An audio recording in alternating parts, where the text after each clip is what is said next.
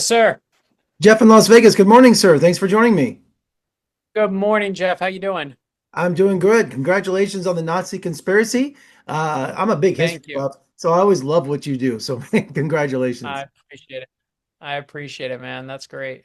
World War II always has stories that are waiting to be told to the next generation. So tell us about the plot to assassinate Allied leaders in 1943.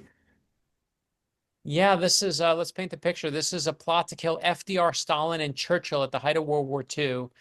And this is a moment in 1943 where it's the first time Stalin wants to meet with Churchill and with FDR face to face. This is the first time the big three are coming together. They're planning what's going to become the invasion of Normandy. They're going to talk about logistics and troop movements. They're going to meet in person for the very first time. The stakes could not be higher. The whole war rides on it. This summit must happen. And FDR is the middleman because Stalin and Churchill hate each other. And so it's in Tehran, Iran, of all places. And FDR's motorcade is coming through the center of the city. Everyone's craning their neck because they want to see the president of the United States traveled all the way here. And everyone's waving at the motorcade. Guy inside's waving back. What no one knows is that's not really FDR in the motorcade. It's a Secret Service decoy. The real FDR is ducked down and hiding in the back of a beat up sedan that's racing through the side streets on the other side of the city because they're worried there's a Nazi assassin who might murder him. And I just ruined chapter one of the Nazi conspiracy, but that's chapter one of the book. And now we adapted it for young readers because so many adults really enjoyed the book. We thought that young readers should hear it too. And so now for kids 9 to 12, 13, 14 years old, they get to have their own version of the book to read.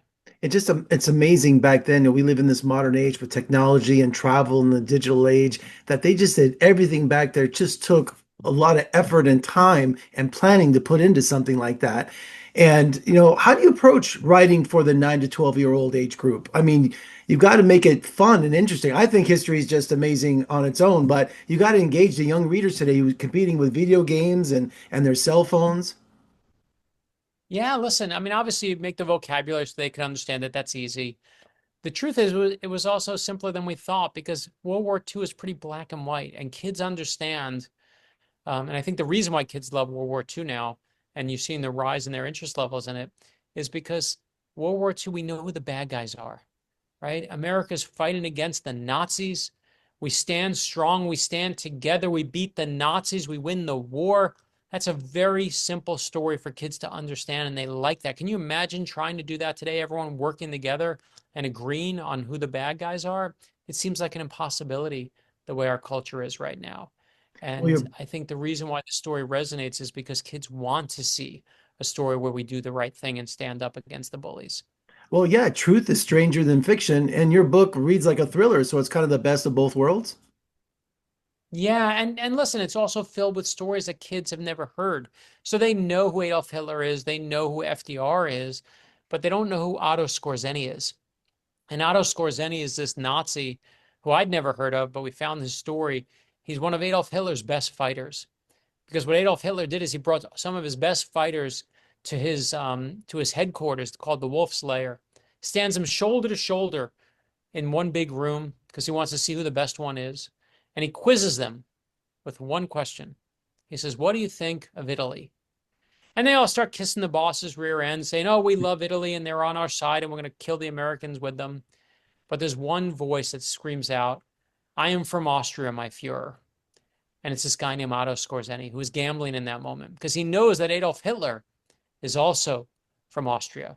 And he knows that a true Austrian actually hates Italy. Why? Because in World War I, in the First World War, that Italy took a key piece of Austria and never gave it back. Mm. And in that moment, Adolf Hitler turns to Otto Skorzeny. He's like, "You're my guy. You're my guy." And he sends him on a secret mission, a Nazi mission, that is the craziest Nazi mission you've never heard of in your life. And it's so wild that we had to put a real photograph of what happened that day in the book so kids would actually believe it because it's so crazy. But it's one of the best parts of the book, and it's something that most people, including myself, had never heard of before.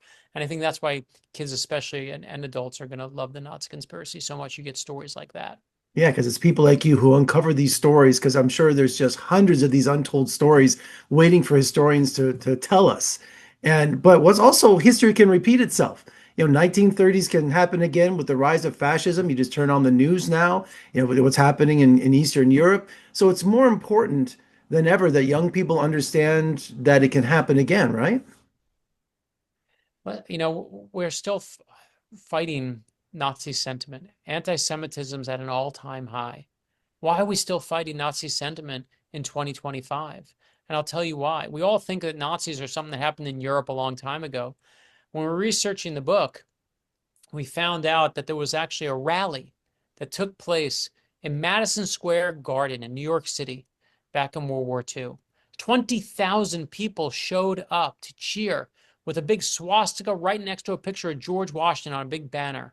The first speaker at the rally said if George Washington were alive today, he'd be friends with Adolf Hitler.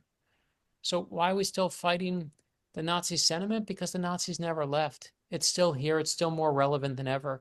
And we need to teach our kids how to fight back and stand up against bullies. Well, Brad, congratulations again on the Nazi conspiracy. You're always just an amazing interview, and just I feel like I'm back in college. I could just listen to you all day, and I love your dedication too. So thank you so much, and good luck with the book. Thank you, brother. Appreciate it.